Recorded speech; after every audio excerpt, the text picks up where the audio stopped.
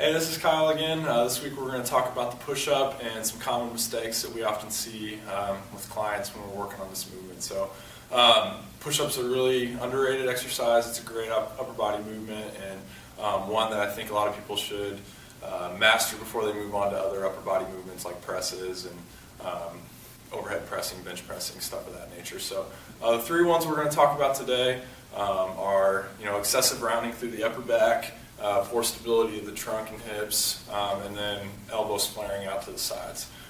So we'll kind of run through these three and then give you a couple cues so you can kind of fix that problem. All right, so the first one we're going to talk about is just kind of excessive rounding through that upper back. We want to maintain kind of a good thoracic extension throughout the push-up, so our shoulder blades can kind of sit a little bit better and kind of move towards the spine on the way down and then protract on the way up. So I'll kind of show you what a bad one will look like.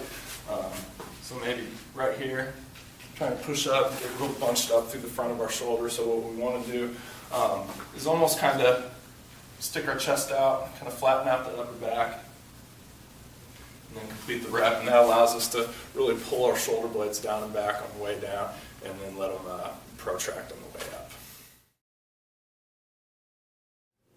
All right, so the next one we're going to talk about is kind of poor lumbar spine stability and poor stability of our hips as well. So what you see a lot of times in the push-up, you see this in a lot of people that come to the gym. People kind of rotate the hips, and then you kind of see that arch kind of in their lumbar spine. So you start seeing push-ups that look like that, put a lot of undue stress on the low back. So what we want to do, we've all done the deadlift and hip bridge. We want to think about posteriorly tilting our hips, so squeezing the glutes, embracing our core, and kind of keeping all of that in line along with our upper back that we talked about before. So should look like that.